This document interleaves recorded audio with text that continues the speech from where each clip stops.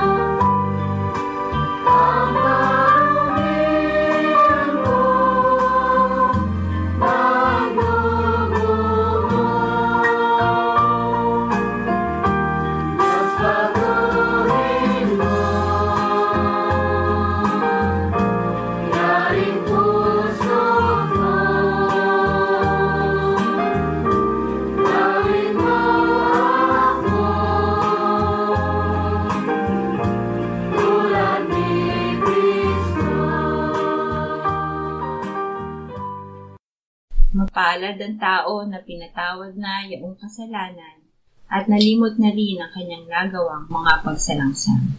Mapalad ang taong sa harap ng Panginoon ay di na pinararatangan ng kasalanan, dahilan sa siya ay hindi nanlilinlang. Noong hindi ko pa naipahahayag yaring kasalanan, sa buong maghapon ako'y nananangis sa matinding lumbay. Sa araw at gabi, bigat na kamay mo ang nararamdaman, ano pa't wala nang nalalabi akong lakas sa katawan. Hamog ang kaparis na dagling na tuyo sa sikat ng araw. Ako ay lumapit sa iyong harapan at salay inamin ang aking nagawang mga pagsalangsang, di ko inilihim. Pinagpasyahan kong ang lahat ng ito sa iyo'y idaing, at aking natamo ang iyong patawad sa sala kong angkin. Mga minamahal, sinasabi sa unang Juan, Kabanatang 1, Talatang 9, kung ipinahahayag natin ang ating mga kasalanan, maaasahan nating ipatatawad sa atin ng Diyos ang mga ito, at lilinisin tayo sa lahat ng ating kasamaan, sapagkat siya'y tapat at matuwid. Salamat sa iyo, O Diyos. Pinatunayan mo ang iyong pag-ibig sa amin nang si Kristo ay namatay para sa amin noong kami mga makasalanan pa. Ngayon ay buksan mo ang aming mga labi at kami ay magpupuri sa iyo.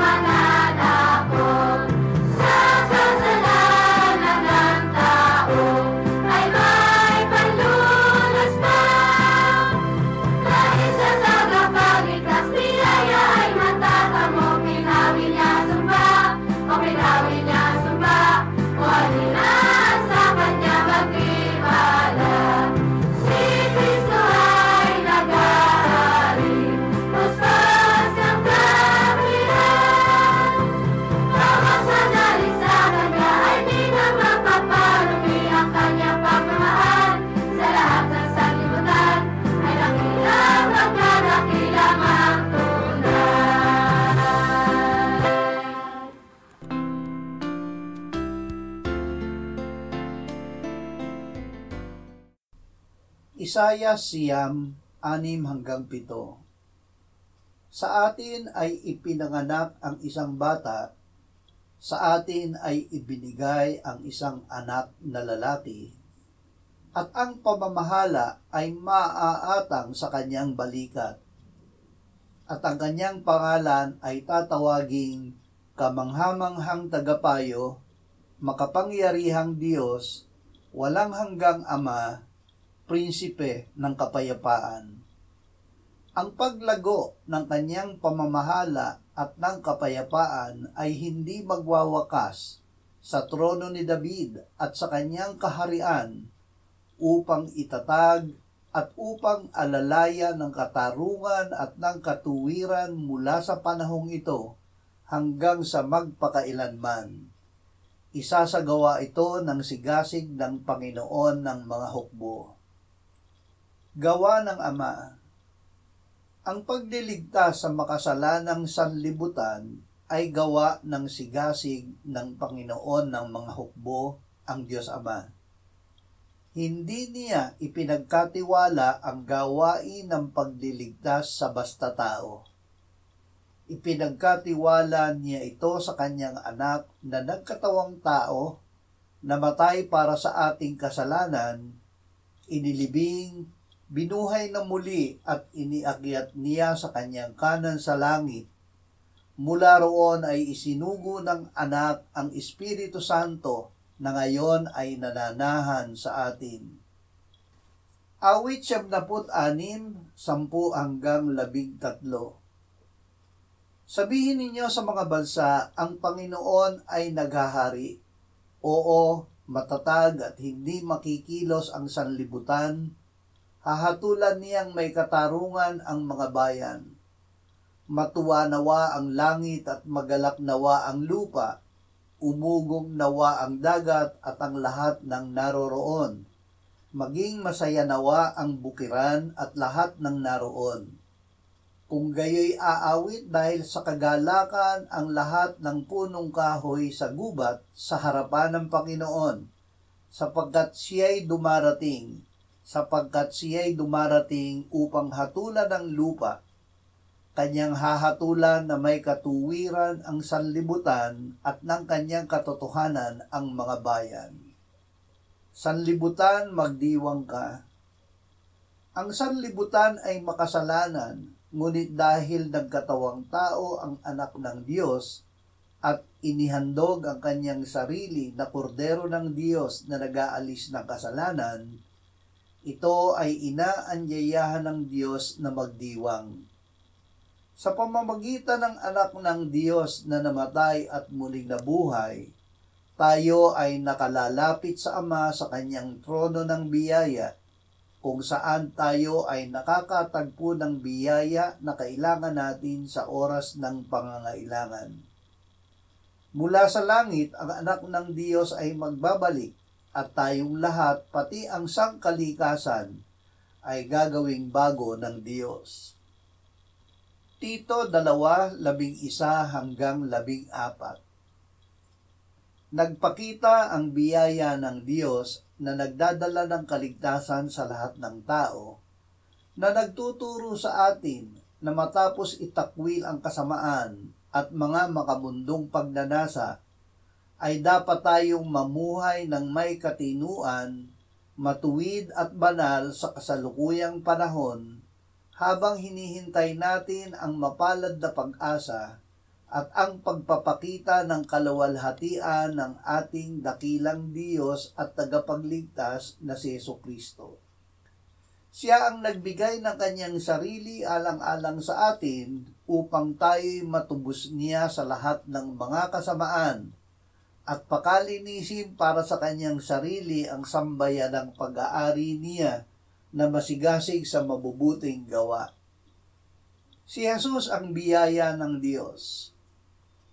Ang kabayaran ng kasalanan ay kamatayan, ngunit ang kaloob ng Diyos ay buhay na walang hanggan sa pamamagitan ni Kristo Jesus. Si Jesus ang biyaya ng Diyos dahil siya ang namatay kahalili natin bilang kabayaran sa kasalanan ng sanlibutan. Siya ay muling binuhay upang tayo ay mapawalang sala. Tayo na tumalikod sa sarili, nagpasa ng ating krus at sumunod kay Kristo, ay pinananahanan at pinaghaharian niya kaya't nakapamumuhay sa kapangyarihan ng kanyang kabanalan. Dahil sa pag-ibig sa atin, ibinigay ni Kristo ang kanyang sarili para sa atin, at tayo ay kanyang ginawang banal, nilinis ng kanyang salita upang iharap sa kanyang sarili na manignig na iglesia, walang mantsa o kulubot o anumang dungis, kundi banal at walang kapintasan. Lucas 2:1-7. Nang mga araw na iyon ay lumabas ang isang utos mula kay Augusto Cesar upang magpatala ang buong daigdig. Ito ang unang pagtatala na ginawa ng si Quirinio ay gobernador sa Syria. Pumunta ang lahat upang magpatala, bawat isa sa kanyang sariling bayan.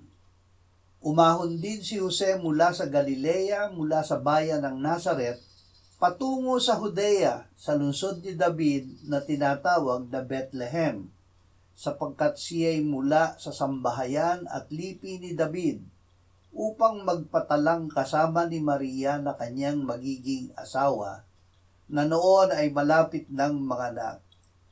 Samantalang sila'y naroroon, dumating ang panahon ng kanyang panganganak, at kanyang isinilang ang kanyang panganay na anak na lalaki. Binalot niya ito ng mga lampin at inihiga sa isang sabsaban, sapagkat walang lugar para sa kanila sa bahay panuluyan. Dahil kay Jesus na tagapagligtas. Nang isilang ang Panginoong Jesus ay sinabi ng anghel sa mga pastol, "Huwag kayong matakot sapagkat narito, dala ko sa inyo ang magandang balita ng malaking kagalakan para sa buong bayan. Ipinanganak sa inyo ngayon ang isang tagapagligtas, si Kristo ang Panginoon."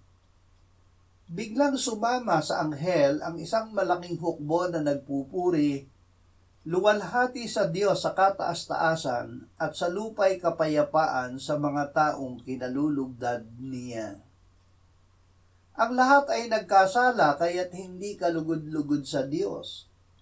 Ngunit alam ng hukbo ng mga anghel na magtatagumpay ang sanggol na isinilang. Gamit ang pananampalataya, niluwalhati nila ang Diyos at ipinahayag na ang mga tao ay kinalulugdan ng Diyos. Ito ay dahil kay Jesus na isinilang bilang tagapagligtas ng sangkatauhan. Lumapit kay Jesus. Hinanap ng mga pastol ang sanggol. Kanilang natagpuan siya na nakahiga sa sabsaban, at ipinahayag nila kina Maria at Jose ang sinabi ng anghel. Ito ay iningatan at pinagbulay-bulayan ni Maria sa kanyang puso. Basahin, pakinggan at pagbulay-bulayan natin ang mabuting balita na si Jesus na isinilang ay namatay para sa ating kasalanan, muling binuhay at ngayon ay nasa kanan ng Ama sa langit. Iniutos ng Diyos na tayo ay sumampalataya sa pangalan ng kanyang anak na si Jesucristo at tayo'y mag-ibigan. Ang tumutupad ng kanyang mga utos ay nananatili sa kanya at siya sa kanya. Dito'y nakikilala natin na siya'y nananatili sa atin sa pamamagitan ng Espiritu na kanyang ibinigay sa atin.